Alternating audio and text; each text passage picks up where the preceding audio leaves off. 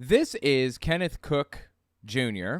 He is a governing body member of Jehovah's Witnesses. Jehovah's Witnesses are kind of going nuts at this immediate moment because there's a part of their doctrine that says that their message that they spread when they go door to door, one day it's going to change from good news to judgment. And that basically means instead of walking up to people and saying, hey, do you want to join Jehovah's Witnesses? They're just going to walk up to them and say, That's basically the bottom line here. Now, this episode of JW Broadcasting, their little TV show they got going on here, they address that. This isn't part one. If you haven't seen part one, this stands independently of it, so don't worry about it. I'll provide context if that's missing.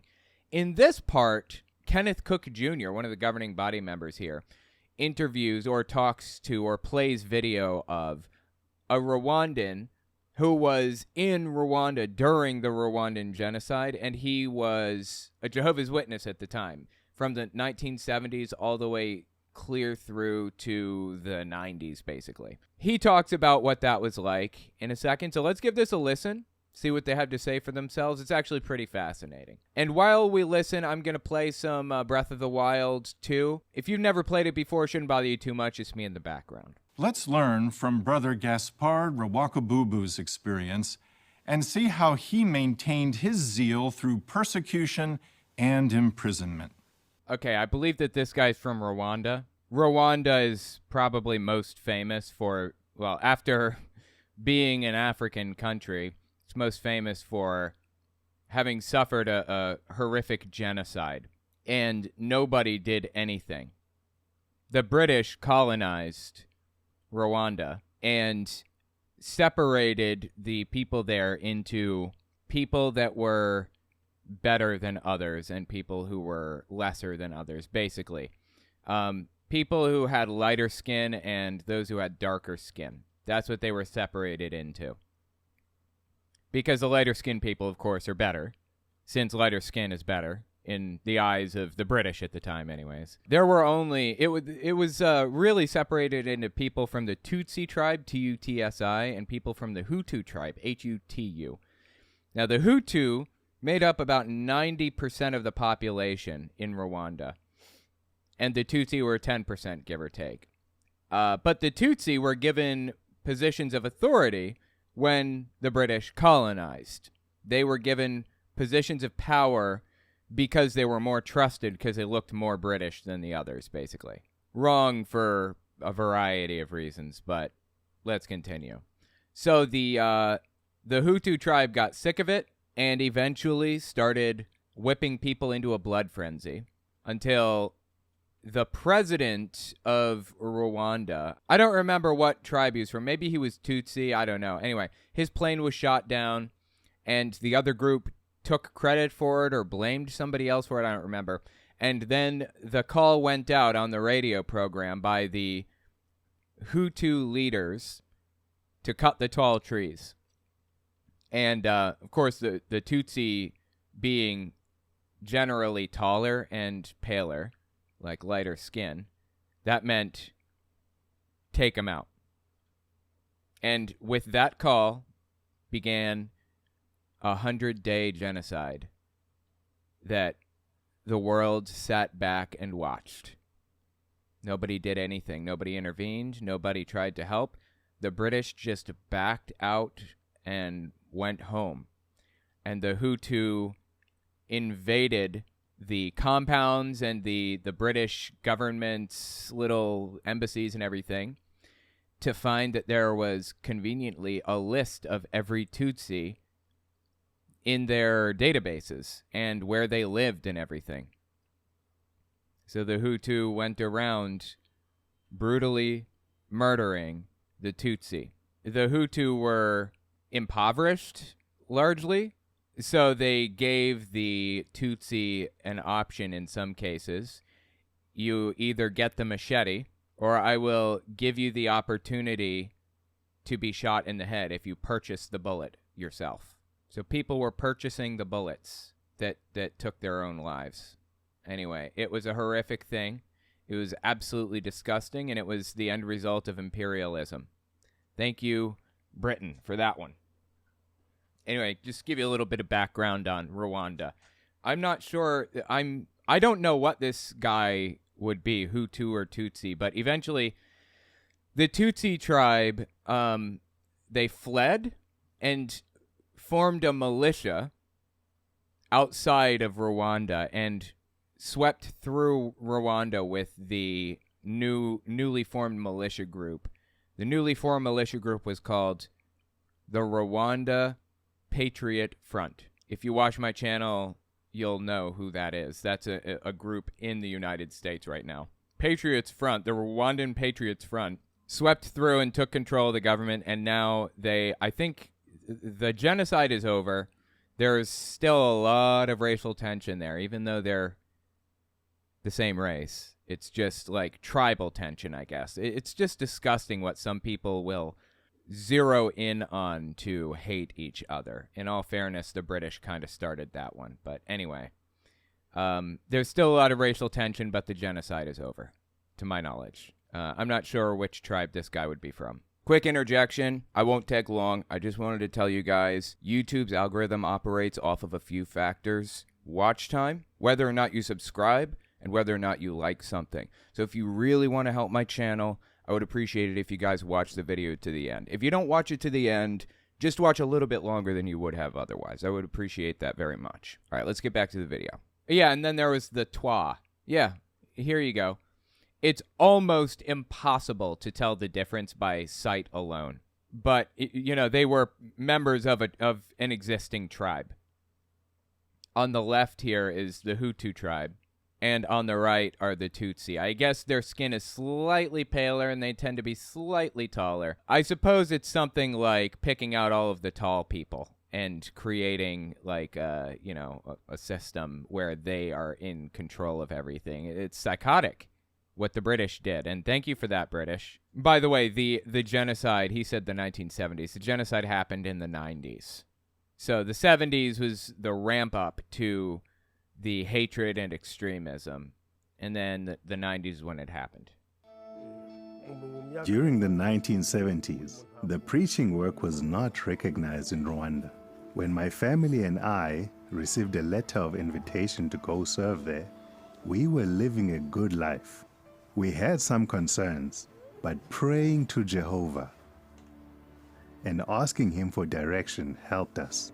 Wait, so they were Jehovah's Witnesses in Rwanda in the 1970s? That's crazy. Bumbledoof says, and they had propaganda radio shows where they demonized the others, not unlike the far-right shows nowadays. Yeah, absolutely. That's a really good point. Thank you for pointing that out. They called them cockroaches and stuff. Which, by the way, people to the left of hunting the homeless for sport get called that all the time. That is not uncommon on the right to call people that. Rush Limbaugh celebrated the deaths of people with AIDS back in the 80s and the 90s and everything when it was spreading and still very, very deadly. Not as deadly as it used to be nowadays, but does it get more fucking whacked out than that, honestly? Celebrating people's deaths like that shit? Like, what is wrong with you? Calling people cockroaches and shit? That's what happened with the Hutu and the Tutsi. Absolutely. Thank you for pointing that out. I discussed it with my wife, and we were both positive about it. We made a request for legal recognition in 1982, but instead, myself and 2 other brothers were thrown into prison. One day, on a Sunday, the Archbishop came to the prison and he announced, "Beware of those Jehovah's Witnesses." As a result of that, he raised the curiosity of his listeners. The prisoners wanted some explanations from us because they could not understand what he meant.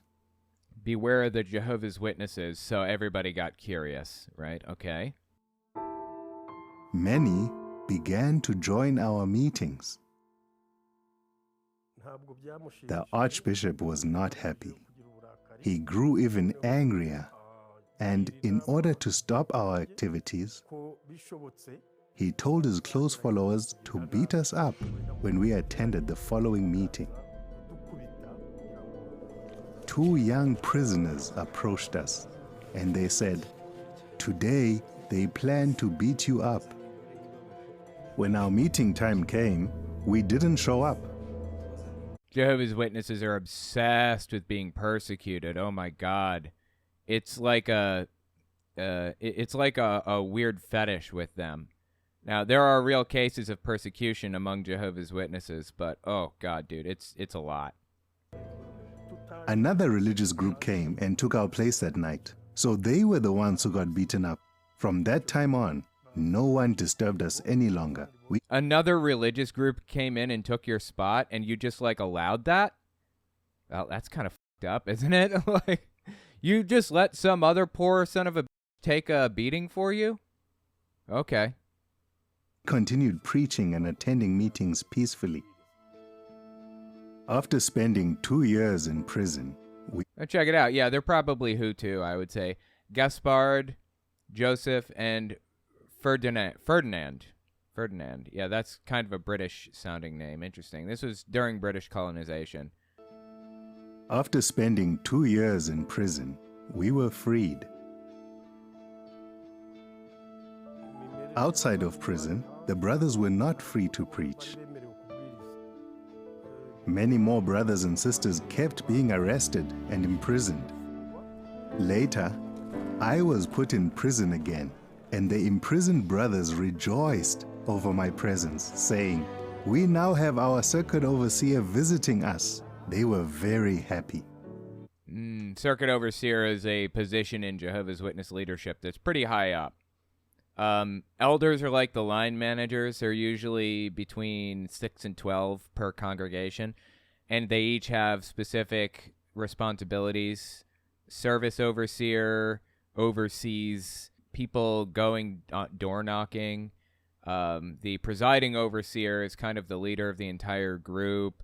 I mean, there are different jobs for different elders, but the circuit overseer is a traveling guy, goes from place to place, from congregation to congregation, and talks to the elders, and he has the power to delete and instate elders and things like that. So that's what a circuit overseer does. Very high up. They work for the organization. They are usually paid by the organization, and they are assigned a vehicle to use. It's a fleet of Buicks. Bizarre. We started working together in harmony and preaching. Well, I don't know if it's still Buicks. Maybe it's changed since I was in. But when I was in, all the circuit overseers had Buicks. It was weird. Each one was assigned a territory. Some were discouraged, but I tried to strengthen and encourage them to hold on to Jehovah. Then, brothers from all over the world started to write to the head of state. Letters were coming in huge quantities. Yeah, that's what Jehovah's Witnesses tend to do. They write letters to heads of state when things are going on that they don't like. Massive numbers of letters. Like when Jehovah's Witnesses were banned from operating within Russian territory because they're an extremist group. Correct assessment, wrong decision, in my opinion. Vladimir Putin, or the Kremlin, I guess more generally, the Kremlin received like millions of letters from around the world from Jehovah's Witnesses who were very upset with the decision to ban Jehovah's Witnesses. Those letters had a good impact because finally, one day, an announcement was made on the radio by the president himself, saying that he pardoned Jehovah's Witnesses. The people on the street started shouting at us. Which president, I wonder, and when was this? Jehovah has won! Jehovah has won! He has won! Why was there a battle between Jehovah and this Rwandan government? I think this is Rwanda. What battle are they talking about? Why didn't Jehovah just snap his fingers and let the whole thing be done? Isn't he all powerful? Isn't he all wise and all everything else? Couldn't he have just gotten these people out of jail? Or better yet, Make it so they don't have to go to jail in the first place? Why were these people in jail at all? If this was a battle between Jehovah and the leadership here or whatever. I don't get it. It's an absurd claim in the first place, an absurd thing to say, an absurd viewpoint to have. Look, I don't care if people believe in God. That's perfectly fine with me. But you, at the very least, must understand that if there is a God, he's not taking part in anything happening today. He doesn't care what's going on. He has no sway over anything. At best, he created the universe and walked away. Well, I would say at worst, there is no God. Somewhere in between, at least the God doesn't care what's happening. And at best, I suppose, he has a master plan, so your prayers and all of that other stuff are irrelevant. They mean nothing, and there's no point in doing any of that. Because it would alter his plan, his master plan, if you prayed to him and he changed it on your behalf. It's like George Carlin used to say, what's the point of a master plan if every schmuck with a $2 prayer book can come along and f*** up your plan, right? I would love to play that clip for you guys, but sadly, whoever owns the copyright to that is a copyright shark. It's insane. Just absurd. The work of Jehovah's Witnesses was legally recognized in 1992. Sadly, Ooh, 1992. That's when the genocide happened. I think 91 or so, either slightly before that or slightly after that. Not good. Not a good time in Rwandan history at all. in 1994, during the time of genocide, some of our brothers died and others faced serious challenges. So, some of them died? I mean, they didn't take part in the genocide at all. Jehovah's Witnesses are banned from doing so. But if they died, does that mean they were Tutsi? I guess Jehovah's Witnesses probably recruited from both Tutsi and Hutu tribes. They don't care who you are or where you're from. They don't want to draw the line between black or white or Tutsi or Hutu or whatever else. They want to draw the line on Jehovah's Witness and non-Jehovah's Witness. They've always wanted to do it that way. So some fled to Goma as refugees. I received the assignment to oversee the relief funds that were coming from Kinshasa. One day, a lot of them went to Congo. Yep. A lot of people fled to Congo, and that's the battle that's happening in Congo right now. A racial war between, or not even racial, it's just like a tribal war between Hutu and Tutsi Rwandans, among others. It's just horrific and sad and wrong. Like, these people are brother and sister, and they're murdering each other. It's just really sad. I had just collected the relief money for our refugee brothers, and I was stopped by 2 policemen. They possibly thought that they could get that money, so they asked me to go with them to their superior. At this point in time, I believe the Hutu tribe was in charge, was in power. Depends on how far in. I think the Tutsi took charge again after a little while. After, I think by the end of 94, the Tutsi were in power again. I'm not super sure, so don't quote me on that. As we were walking, I remembered a prayer that our daughter Deborah said during the genocide. While the whole family was praying silently, she prayed out loud, pouring her heart out to Jehovah. Thanks to that, they refrained from killing us. Oh, thanks to that, they refrained from doing so, huh? It was because of that they didn't do it. You prayed to Jehovah to prevent this from happening, and Jehovah prevented it. Is that what you're saying? Just absurd and sad, honestly. This moved me to pray in my heart too. As soon as I said amen, the 2 policemen turned right and went to meet their colleague. I also saw in front of me a brother holding a black suitcase, looking exactly like the one I had with the money. I handed him mine full of money, and he gave me his with literature inside. Then, without delay, the policeman said, "Let's go now, let's go." We walked all the way to the chief of police, but they found nothing. They were holding their chins in their hands, saying, Got it. So they switched briefcases really quickly, and all they had was the literature rather than the money. And, of course, that was Jehovah's doing, right? Because Jehovah would rather put everybody through a whole bunch of shit instead of just saving them from all of that and allowing them to do this with absolutely no trouble whatsoever. If he was like an all-powerful God with a master plan who didn't want his people hurt or whatever, the way that they're portraying here. "This is a miracle. How could the money we saw turn into books?"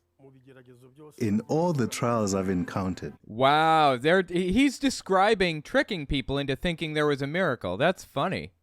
I really saw Jehovah's powerful hand.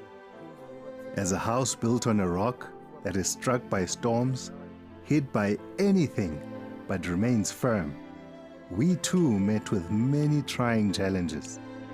But Jehovah continued to make us firm, just like a house built on a rock.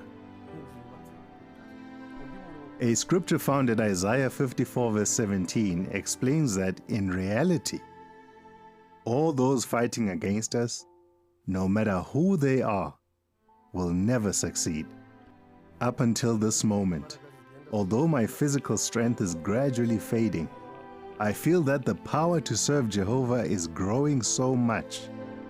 In fact, I feel more powerful than ever. My determination is that, no matter the situation, I will continue to serve Jehovah. Nemo Nova says, pray to ask the laws of the universe to be annulled on behalf of a single petitioner confessedly unworthy. Ambrose Bierce, The Devil's Dictionary. I haven't heard that. That's an interesting one.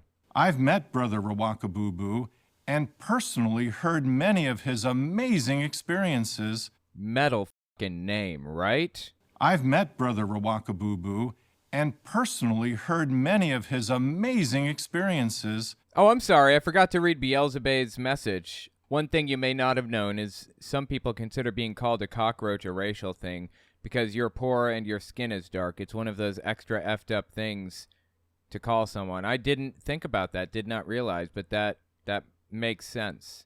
It's just another level, right? It's just one more step that people take to be that much more f***ed up to their brothers and sisters. There is one race, the human race. That's it. Prejudice is learned. If human beings didn't have any kind of prejudice against others, if they didn't hate each other for this thing or that thing or whatever else, there would be no prejudice. Prejudice against gay people exists for one reason and one reason alone. Because other people taught prejudice against them. Their parents taught them prejudice. Culture taught them to be prejudiced against them. That's why. Prejudice is not innate. It's taught. Some of which he acted out for me. The experience of his daughter's prayer can be found on pages 198 and 199 of the 2012 Yearbook of Jehovah's Witnesses. Brother Rwakabubu's daughter was 6 years old when she prayed in front of a group of soldiers. The soldiers were planning to kill the entire family, including Brother Rwakabubu's 5 children. However, her innocent and earnest prayer touched the hearts of those hardened soldiers. Today, I bet, totally. That checks out 100%. I believe it without question. Absolutely. Hardened soldiers coming through, killing people with a machete, and offering to sell a bullet to them so that they can kill them with that instead. Heard somebody praying, and that did the trick, huh? Yeah. Brother Rwakabubu's reliance on Jehovah. I can't get over that name. That is metal as it gets, right?